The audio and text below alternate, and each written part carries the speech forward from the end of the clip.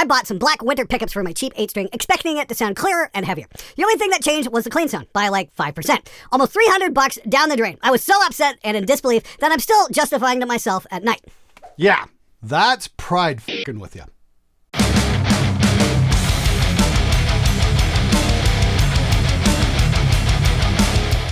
Hey everybody, how's it going? It's Friday. Hope you're going to have an amazing weekend. We've already had an amazing week so far. In case you didn't see it, I dropped my video on Wednesday. Does the Les Paul really sound all that different from a Strat when using humbuckers? And the comments are quite interesting to say the least, considering they couldn't use the typical excuse like, oh, you use too much distortion. No, we got together the ultimate tone snob channel and used clean and edge of breakup tones, so that argument goes right out the window. And all I can say is this, the only observation I've made so far in all of this is it's really incredible how much guitar players' amazing hearing skills vanish when you actually force them to use their ears.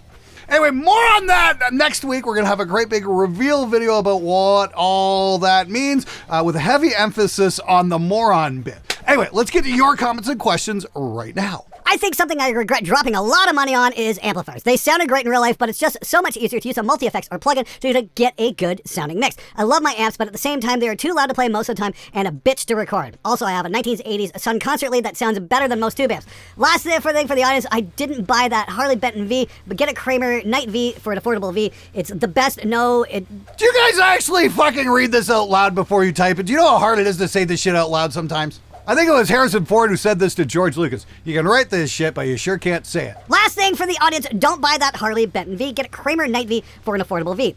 Is it the best? No, but it does do what you want it to do and feel good to play. Yes. Okay, a couple of really good points to unpack in that whole statement there.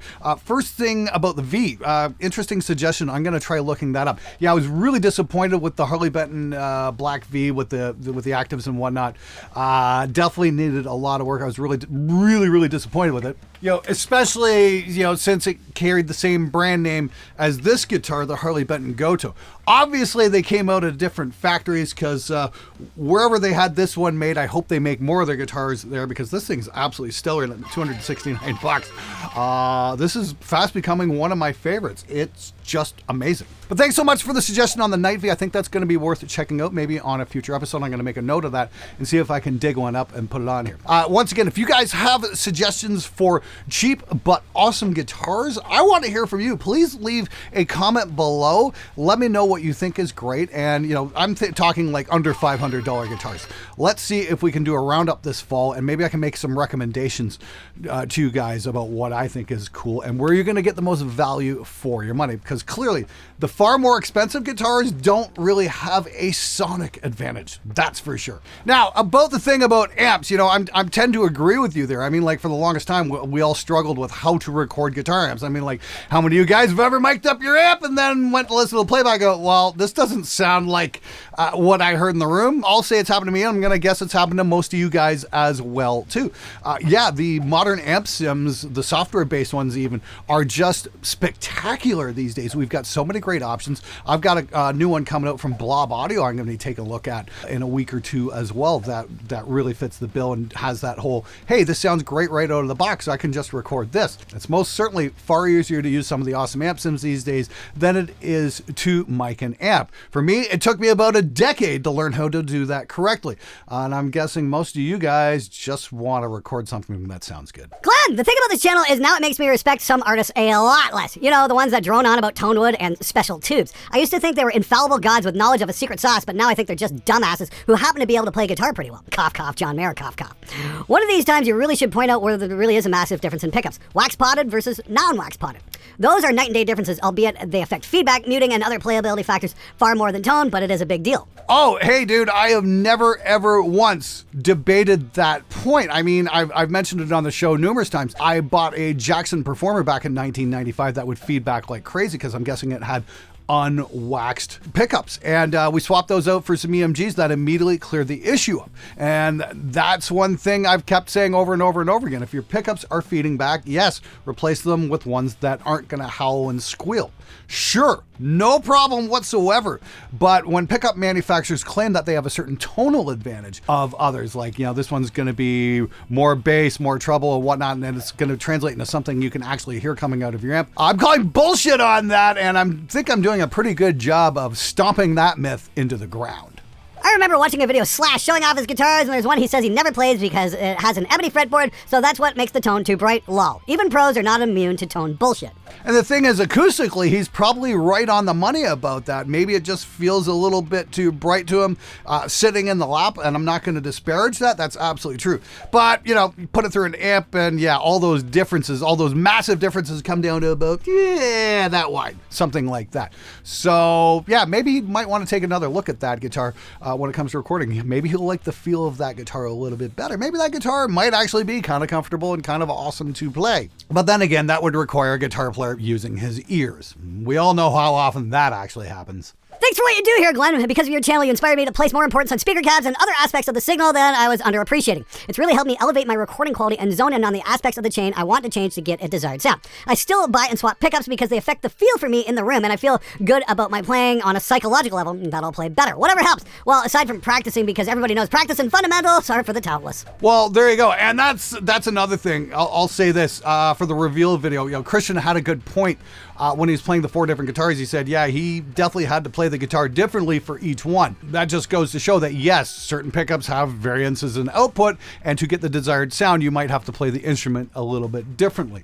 No question about that at all. But again, this all comes back to manufacturers making the claim of a sonic advantage one over another. And again, I've just got to call bullshit when I see it. I'm totally on board with the pickups not changing the tone of your guitar, but is there any benefit to getting something like a Super Distortion or another high gain pickup? Is increasing gain at the pickup level any different than increasing it at the amplifier level, or does it reach a point where one well-made humbucker is pretty much the same as another? Okay, now here I am not an expert on the subject. I can firmly say I'm not sure. This all comes down to pretty much what you're discussing is gain staging, and you'll watch most guitar players' eyes glaze over the minute you mention that, and then you can look at some of their guitar recordings and you can understand they really don't understand the concept of that. And this is something that we really do need to learn. It's like, are we going to get more gain from the pickup? Do we need to crank the amp up? The thing is, though, we're talking variations on a theme, and a low output humbucker might not be your thing. You might want something with a little bit higher output. And so a Super Distortion might be just the ticket. But then again, it depends on if you're going into a high gain amp or not. I know the Judas Priest guys used to play DiMarzio Super Distortions back in the day because they were pushing Plexis and JCM 800s, not exactly amps with a shit ton of gain. So they needed to get the gain where they could. Whereas if you're plugging into a 5150 or something like that, the difference isn't really as apparent because you've got a gain knob. So it really comes down to, what are you plugging into? What are you trying to get your high gain sound out of? If you can answer that for yourself, you should have an answer as to what kind of pickup to get. At least that's my guess. If I'm wrong here, feel free to chime in and correct me. I know you will. All right, everybody, this video is brought to you by all of us over at Spectre Digital and our brand new plugin, Singularity. Now, your support is what helps me continue to fund the channel and give you guys the kind of reviews and tutorials that you love. It also helps us make more plugins that we think will really help you make your music production sound better and get your mixes done quicker. So we finally did it, Singularity. After years of complaining about bass players, I decided to take matters into my own hands. This is a virtual bass instrument and amp sim in one plugin. There is literally no excuse for not having incredible sounding bass on your recordings anymore. You get ultra realism and full tone shaping options, including 2 different preamps and cabinet impulses by yours truly. This one plugin is all you're gonna need.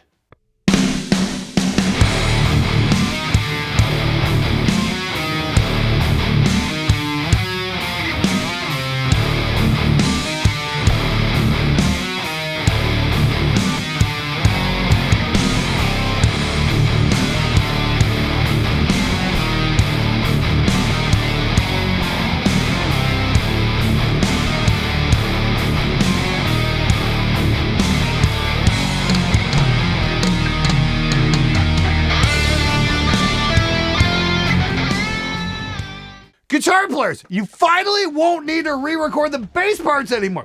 Because if your band has a rule number 2, then Singularity is custom made just for you. Whether you're at the demo stage or at the critical stage of making an album, if your bass player just can't deliver the goods, then Singularity is going to rock your production. Links in the description below. Go grab it now. All right, guys, after a 2-week hiatus, I thought I'd bring back everybody's favorite part of the show, the Butthurt of the Week.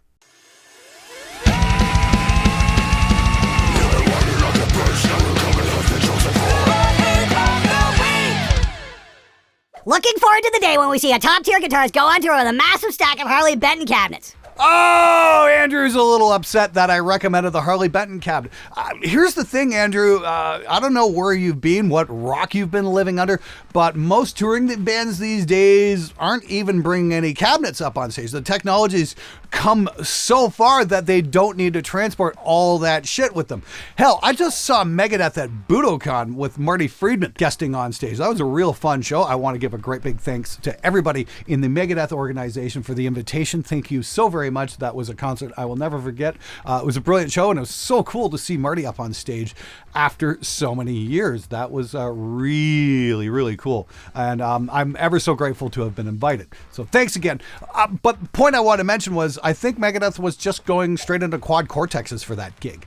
No huge cabinets at all. I know Marty brought his Engel, but the rest of the band, yeah, they've got their shit locked down. Everything's midied, so the set list is programmed in there. The quad cortexes will make all the effects changes when they need to be made, and all the guitar players have to do is concentrate on playing their instrument.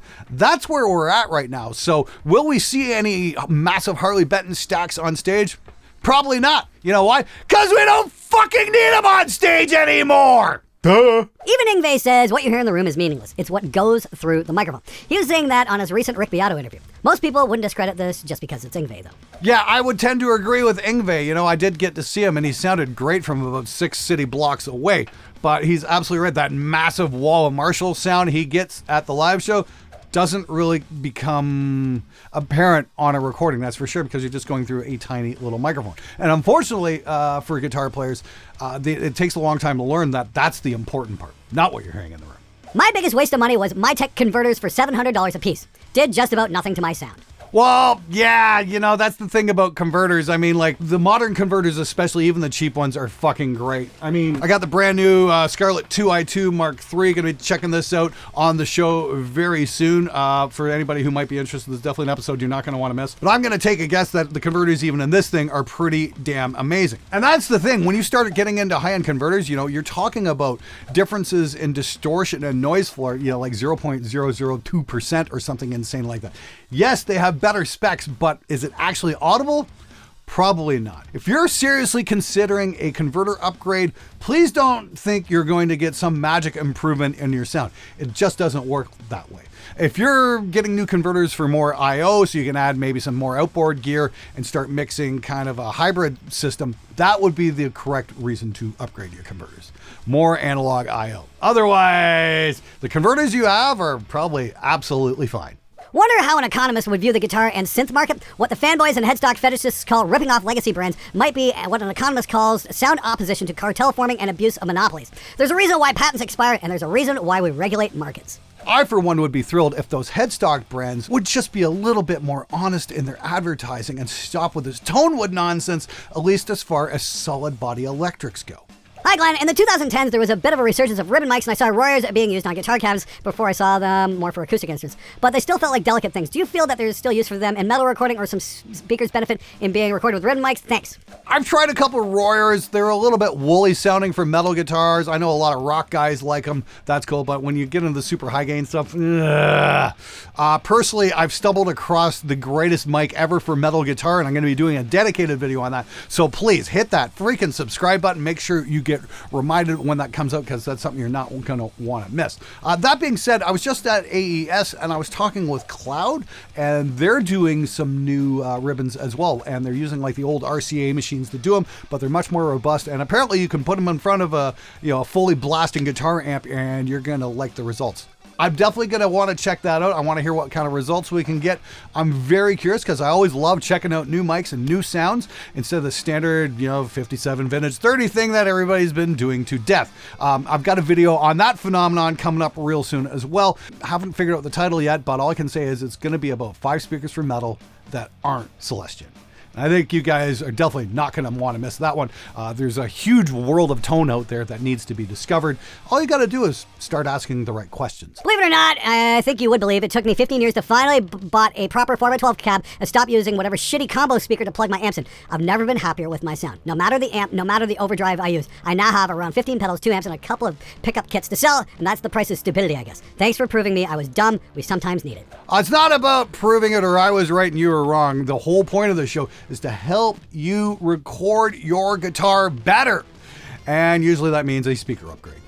Holy shit, this mix is killer. That was a reaction to my Northern Mallard demo. I'll have a link for that in the video description as well if you want to check this out. This combines rev distortion with chainsaw distortion, and you can get some pretty great results. I can say it's a nice breath of fresh air from, hearing comments like that from the usual, oh, your mix sucks, man, your snare sucks, this sucks, to now I'm getting, hey, this mix is killer. I think that has a lot to do with being able to go full time and not have to drop what I'm doing to go build minivans or something like that. I need to do a video on that as well.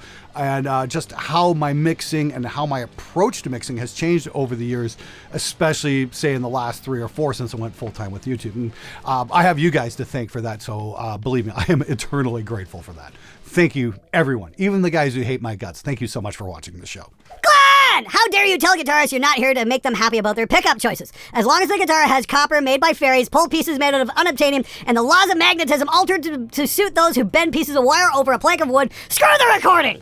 Well, I guess you sure told me. These aren't conspiracies about pickups and speakers, folks. If you want a good tone, innovate sonically with the things you can actually hear from. Speakers. What sets apart good musicians, engineers from gullible NPCs is knowing that bit of knowledge and using it. I always had my doubts about pickups because the general science just seemed fucked at the get-go when I started producing music, namely metal music. How could something that only consolidates a sound source be of any tonal variety? Let's face it, if the tone knob in your guitar is always at 11, or you don't even have one, let's look to the next step in the chain. If there's a tonal shift between pickups, it's fucking molecular. Thank you, Glenn.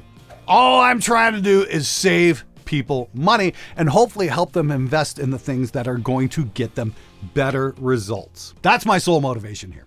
All right, guys, thanks again for watching the show. Again, please hit the subscribe button. I need your help to grow this channel. I'm trying to hit 450,000 subscribers, and for that to happen, I really do need your help. We're going to have the follow-up on that guitar shootout video where we shout out the Les Paul and the HSS Strat. That's going to be coming up in a few days, and then, like I said, we're going to be taking a look at a bunch of different types of speakers for metal, and I'm going to be taking a look at a couple of other Chinese import guitars. Oh, no! And I think I just had an Aeroband guitar arrive the other day, and that's going to be getting a Feros gear review. It's going to be lots of fun. Once again, make sure you hit the subscribe button for all that. And if you want to get yourself a bass player who will actually show up to practice, check out the Singularity bass as well. Links in the description. I'll see you guys next time. Thanks again for writing in. And once again, if you have any recommendations for cheap, under $500 guitars that you think are awesome, I want to hear from you. Leave a comment, and if I think they're cool, I'll try chasing them down and putting them on the show. Thanks again.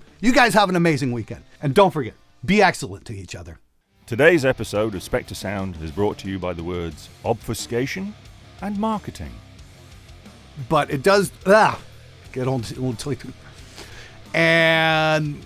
and then let's run let's do this one more time, sir.